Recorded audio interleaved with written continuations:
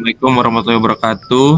Kami dari kelompok 2 RC dengan produk yaitu Arista Body Scrub. Di sini kami akan mempresentasikan tugas kami. Yang pertama ada member of grup kami. Yang pertama ada Didia Titis, ada Dewi Lesari, ada Febri Arif Pratama, ada Hans Peter Elmata Sembiring, ada Yasinta Amalinda, dan ada Hinata Ginting.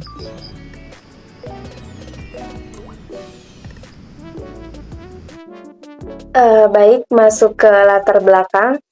Jadi yang pertama, berdasarkan data BPS 2017, bahwa produksi jagung di Lampung ini mengalami peningkatan sebanyak kurang lebih 1.000 ton di tahun 2017. Meningkatnya jumlah produksi jagung menyebabkan banyaknya bagian jagung yang harus dimanfaatkan, termasuk bagian limbah, yaitu bonggol jagung itu sendiri. Kemudian untuk di Provinsi Lampung sendiri, jumlah produsen terbesar ada di daerah atau di wilayah Kabupaten Lampung Timur, memiliki jumlah produksi jagung pada tahun 2017 sebesar 735 ton. Kemudian limbah jagung memiliki manfaat yaitu yang berpotensi untuk dijadikan produk yaitu body scrub. Karena dari limbah jagung itu sendiri memiliki senyawa antioksidan seperti fenolik, flavonoid yang lebih efektif dan lebih aman daripada antioksidan sintetis. Jadi produk body scrub bonggol jagung ini diinovasi dari pemanfaatan limbah bonggol jagung untuk sebagai temuan produk baru yang belum ada sebelumnya.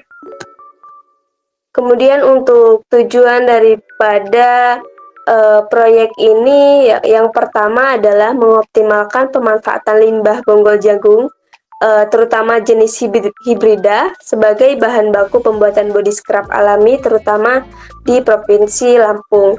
Yang kedua, mengembangkan produk body scrub bonggol jagung hibrida sehingga dapat diterima oleh pasar dan dapat diproduksi dalam jumlah besar.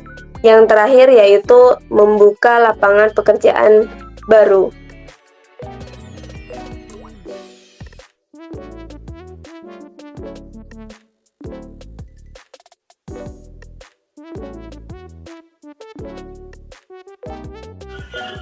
Untuk selanjutnya ada karakteristik produk dari Arista Body Scrub.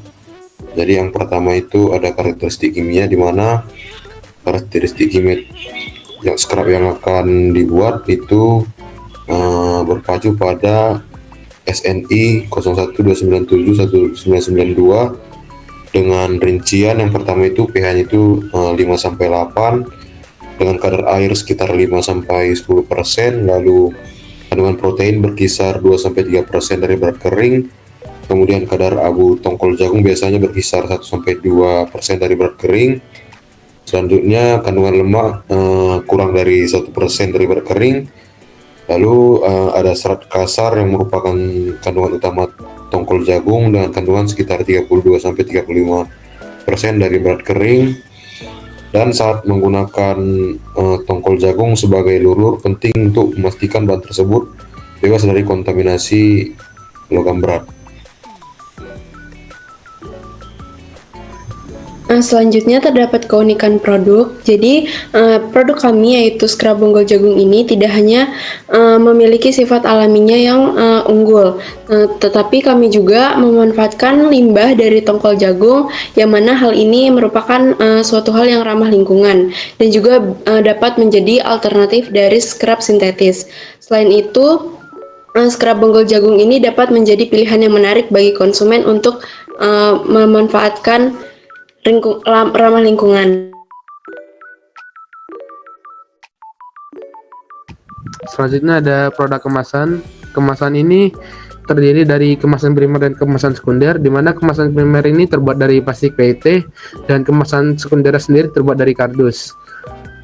Kemasan primer sendiri mempunyai keuntungannya, itu dikenal karena sifat yang kuat, ringan, dan tahan benturan, serta kemampuannya melindungi produk dari kelembapan dan gas. Untuk kelemahannya sendiri, plastik PET ini dapat menahan panas, merupakan salah satu kelemahannya, sehingga dia ini nggak mampu gitu untuk menahan panas.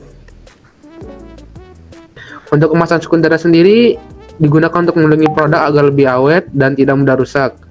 Setelah itu, kemasan kardus sendiri ini dikatakan sebagai jenis kemasan yang paling murah dan juga dapat dipilih untuk menghemat biaya. Next. Selanjutnya ada kelemahannya sendiri. Kelemahan produk ini sendiri yaitu variabilitas kualitas limbah. Yang kedua ada keterbatasan sumber daya. Yang ketiga penerimaan pasar.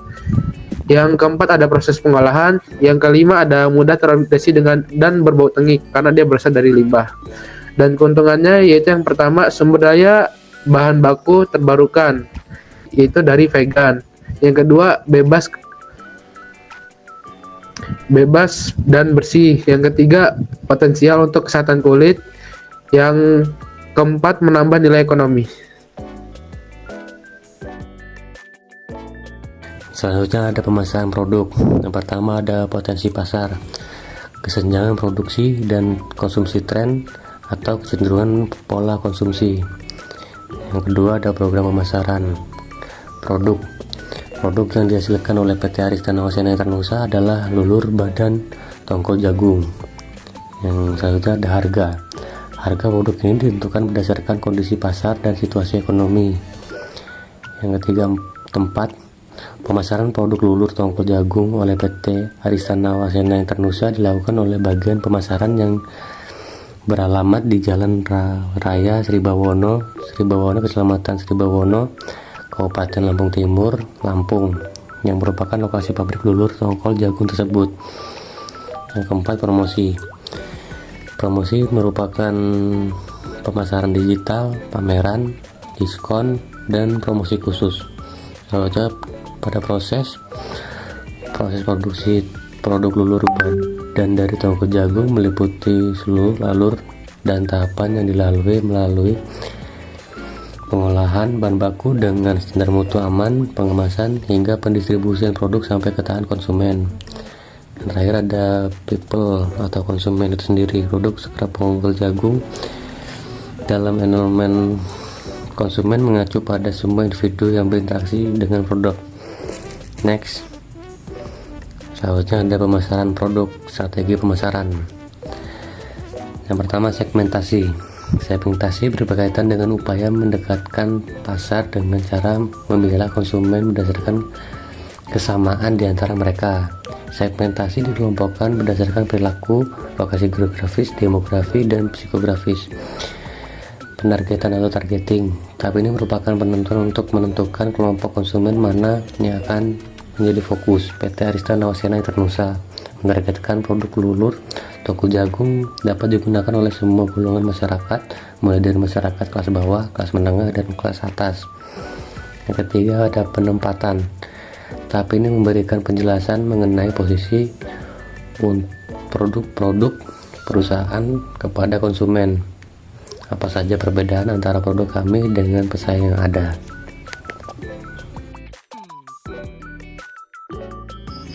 Selanjutnya ada marketing target.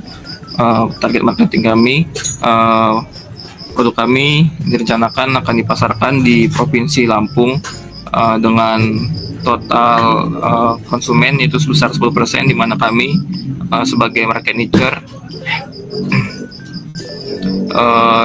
untuk rincian perhitungannya itu untuk kapasitas produksi kami yaitu 582.648 untuk 1 bulan. Itu pemakaiannya diasumsikan 1 bulan 1 pot. Dengan produksi per hari kami itu 58.264,8 piece per harinya. Mungkin sekian yang dapat kami presentasikan untuk tugas perancangan proyek kami. Mohon maaf apabila ada kekurangan dalam penyampaian tugas kami. Kami dari kelompok 2 Eh, Mohon maaf. Assalamualaikum warahmatullahi wabarakatuh.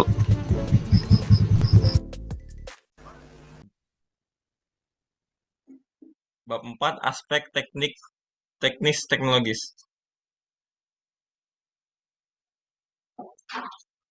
Proses produksi body scrub ini melibatkan 3 tahap pencampuran, yaitu pencampuran fase minyak, fase air, dan fase kering. Untuk diagram alur proses produksi dapat dilihat pada gambar di samping. Next. Untuk lokasi industri sendiri, penentuan lokasi industri untuk produk body scrub ini akan berlokasi di Desa Sribawono, Kecamatan Bandar Sribawono, Kabupaten Lampung Timur. Penentuan lokasi industri ini ditetapkan karena Kabupaten Lampung Timur merupakan salah satu kabupaten di Provinsi Lampung yang memiliki potensi besar dalam pengembangan tanaman pangan, khususnya tanaman jagung, menurut BPS Kabupaten Lampung Timur tahun 2017. Oke, yang selanjutnya adalah aspek manajemen dan organisasi. Next. Organisasi. Istana Wasana Internusa menggunakan struktur organisasi fungsional yang membagi tugas berdasarkan fungsi spesifik.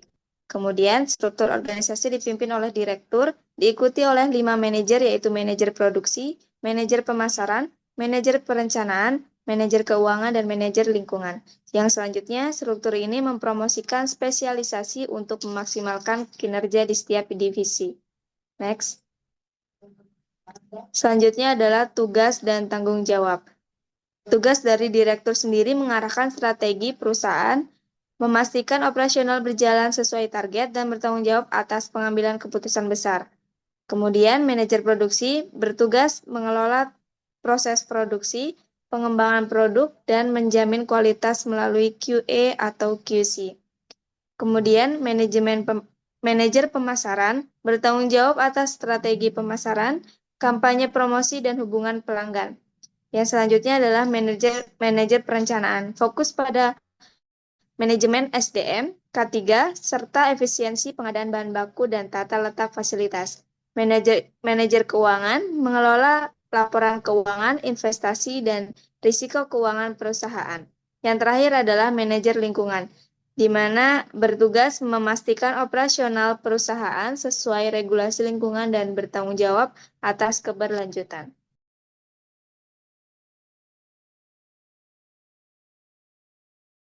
Selanjutnya ada kebutuhan dan kualifikasi tenaga kerja, di mana total kebutuhan tenaga kerja itu mencapai 103 orang dengan struktur hierarkinya satu direktur, 5 manajer, 16 kepala departemen, dan beragam staf di berbagai departemen operasional, pendukung, dan teknis. Yang pertama itu total anggaran gaji per bulan itu ada 103 juta, dan dengan kualifikasi tenaga kerja, direktur itu minimal S1 dengan usia 40 tahun dan pengalaman kerja 5-6 tahun. Lalu ada manajer minimal S1 usia 27-35 tahun dengan pengalaman kerja 3-5 tahun.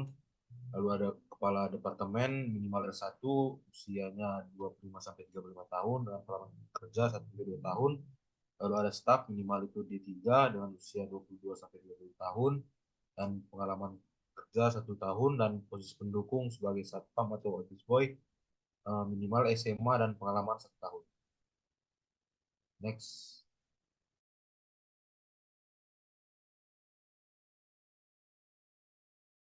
Selanjutnya ada aspek legal yuridis.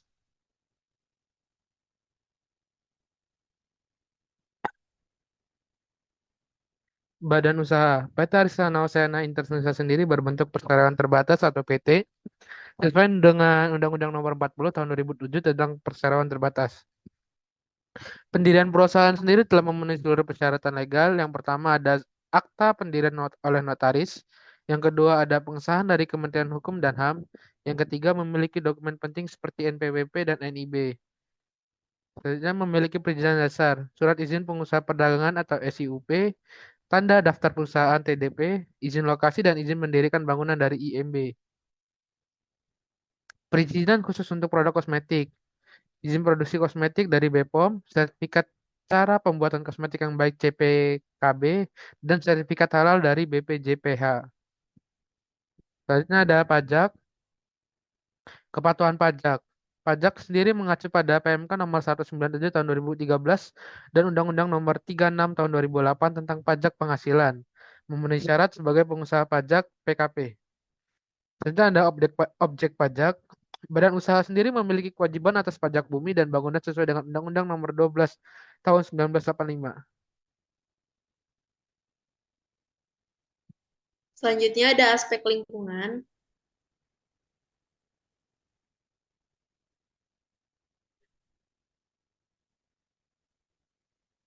Next. Yang pertama ada konsep dan rencana pengelolaan lingkungan. Sumber pencemaran lingkungan pada sektor scrap bonggol jagung berupa bahan baku bonggol jagung yang digunakan dalam pembuatan sampah organik yang dapat mencemari tanah dan air jika tidak ditangani dengan benar. Limbah cair yang mengandung bahan kimia berbahaya dari proses produksi seperti deterjen atau pengawet dapat dihasilkan selama proses pembuatan lulur. Dan terakhir adalah penggunaan kemasan plastik atau bahan lain yang tidak ramah lingkungan dapat meningkatkan beban polusi. Selanjutnya di pengelolaan lingkungan, proses penanganan produk samping dimulai dengan tahap persiapan bahan baku yang komprehensif. Bonggol jagung yang semula dianggap sebagai material sisa, melalui persangkaran proses yang cermat, dapat dikonversi menjadi bahan aktif berkualitas untuk body scrap. Tahapan awal meliputi pembersihan menyeluruh, pengeringan yang terkontrol, dan pengolahan awal yang bertujuan menghilangkan kotoran serta mempersiapkan struktur bonggol agar memiliki tekstur dan karakteristik yang sesuai untuk digunakan sebagai bahan scrap yang efektif. Baik, sekian presentasi yang dapat kami sampaikan untuk proyek besar kami, perancangan proyek agroindustri.